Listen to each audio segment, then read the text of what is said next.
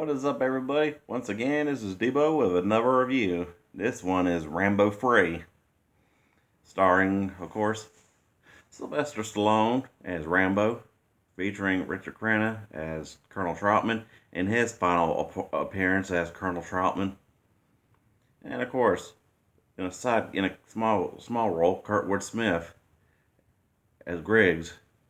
It was pretty much a envoy diplomat for the State Department in a station in Thailand, which is where we found the titular hero. In that old badass stick fight at the beginning of the movie. And of course,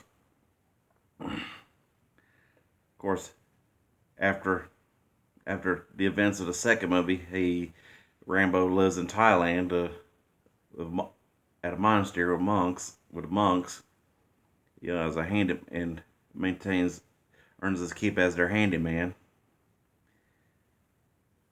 And of course, when Troutman and Griggs come over there and try to recruit him for a mission that Troutman's on. And then, of course, Rambo refuses after getting tired of being lied to by the likes of Troutman and how he's been felt mistreated by the government he dedicated his life to, which is understandable because the first couple times I watched the movie, I was almost kind of reluctant of, maybe Troutman wouldn't have got captured if you stayed aboard, but on the other hand, he would have got killed too if he went on that mission.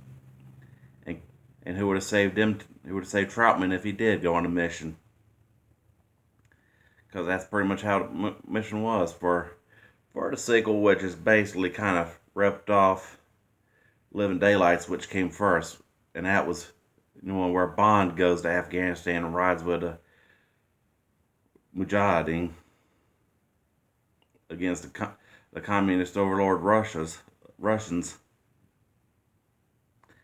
And which this one is more down to it compared to that Bond movie I mentioned, for example, which that's for another review.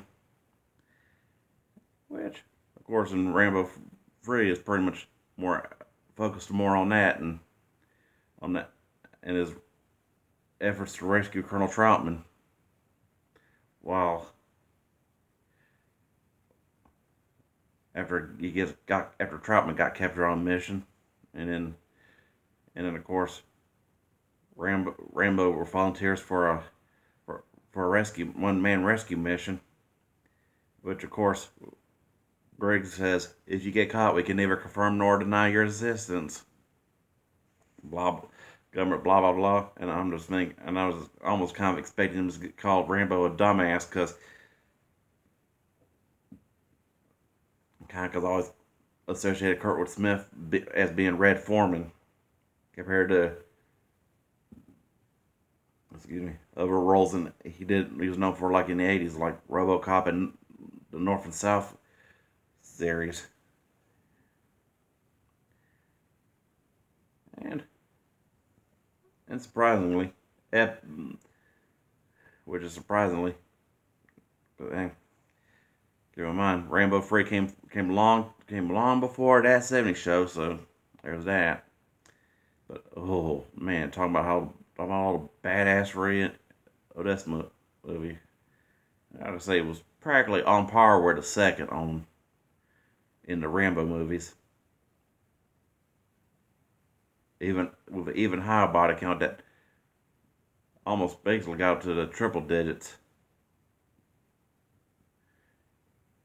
from how in the beginning, how throughout the movies he gets to know the Mujahideen, and of course it teams up, and then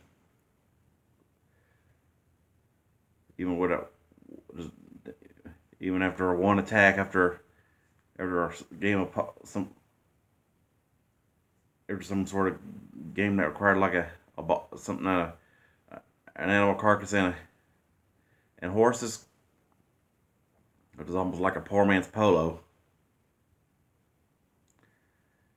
And of course, with that, And then of course when that whole that epic helicopter ambush, even after he before he just got met, I know all the characters like the leader and the kid and the Russian defector who helps Rambo, who gives Rambo the right amount of intel he needed to single-handedly take down that camp. And oof, and boy, did he take down that base. I mean, just sneaking in with that trusty knife, Jack's AK-47.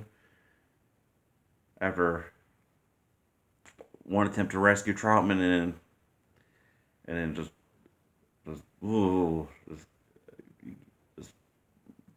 break, just killing one dead commie after another.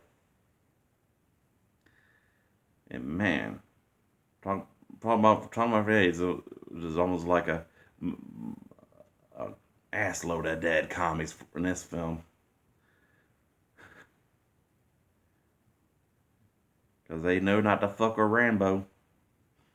But they did anyway. Where they, I mean, from the attack with a AK-47 in the base, then the liberation of Troutman, and I'll say excellent role portrayal of Troutman because of how he, one scene he's getting interrogated by a Russian general, and he's all talking about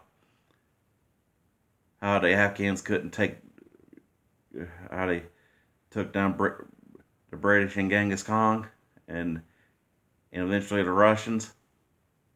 And he tells them, "We had our Vietnam, y'all having y'all." And of course, and then of course, that general got his ass whooped too. While wave on wave of bad of of dead of eventually being dead soon be dead commies from Rambo's restorative weaponry from that trusty knife, his signature arrows and the exploding arrowheads to an infamous blue light gadget, which he says to the guy, "It just turns blue."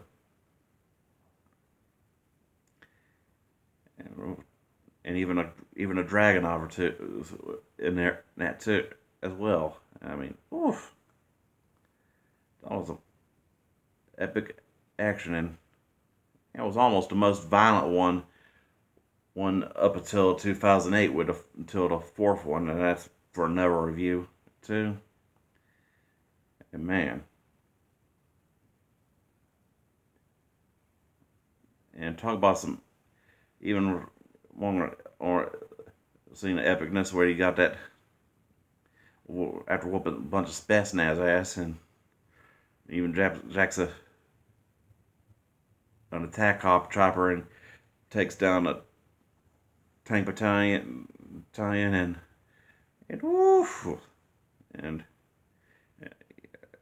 then and that whole carnage from that, the carnage from the exploding arrow, and the bazooka to man. What more can I say about how awesome this Rambo 3 is? I mean, between you got the character development from the side characters, the actual all-knowing love for the Rambo movies, and of course, and the the friendship of Rambo and Troutman. Even though, even real that there was an alternate cut where, I mean, I didn't mean to say alternate cut, an alternate in the DVD. There's actually an alternate ending which showed Rambo staying in Afghanistan, riding with a Mujahideen, but of course that ending wouldn't aged well, given all the shit, given the shitstorm Afghanistan had, and with Afghanistan that came 20 years later and all.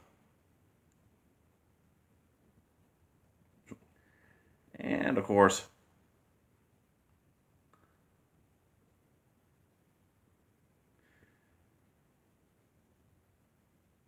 a epic cover. He's not heavy at the end, which kind of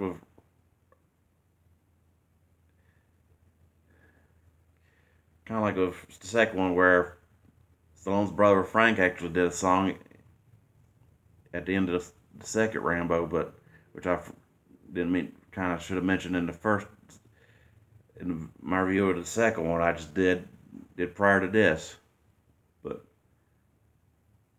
hey, I'm kind of doing these back and forth to just simultaneously today just because I can, and of course with of course an epic 5 out of 5. I hope y'all like the video as much as y'all like the movie. Subscribe and leave some your suggestions in the comments, and I might get to it next video.